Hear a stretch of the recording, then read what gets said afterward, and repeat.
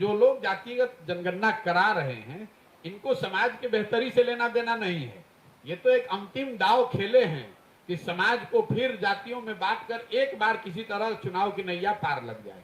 भाई जातिगत जनगणना पहले तो आप 18 साल से सत्ता में हैं, आज क्यों जातिगत जनगणना करा रहे? 18 साल से आपको याद नहीं आ रहा था?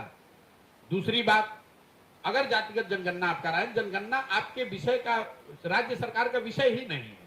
आप जनगणना नहीं करा रहे हैं, आप सर्वे करा रहे हैं।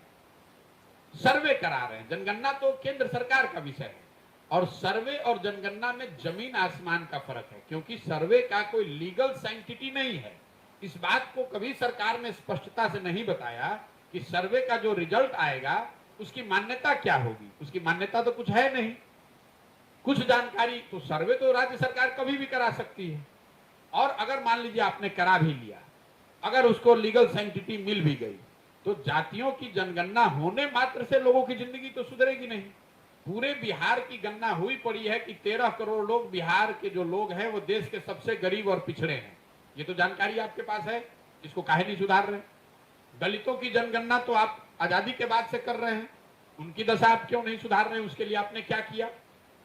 मुसलमानों की जनगणना करी हुई है, दलितों के बाद बिहार में सबसे ज्यादा गरीबी और फटेहाली से मुसलमान भाई जूझ रहे हैं, उनके लिए आपने क्या किया?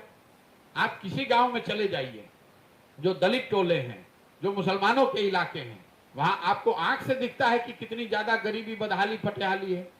तो ये जनगणना कराने और जो जनगणना के विरोध में जो लोग हैं, मैं उनको सुझाव दूंगा कि आप विरोध मत कीजिए। क्यों विरोध कर रहे हैं? भाई समाज में कोई वर्ग अगर सही मायनों में पीछे छूटा हुआ है, उसकी संख्या ज्यादा है और उसकी गणना हो रही है, सरकार सर्वे करा रही है, तो कराने दीजिए।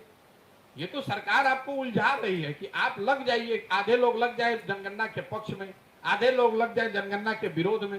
कोई इसकी चर्चा ही ना करे कि बिहार में पढ़ाई हो रहा है कि नहीं, कि रोजगार हो रहा है कि नहीं। सब जाति में फिर आग लगा के अपना एक बार रोटी सेक के एक बार फिर मुख्यमंत्री बन जाए।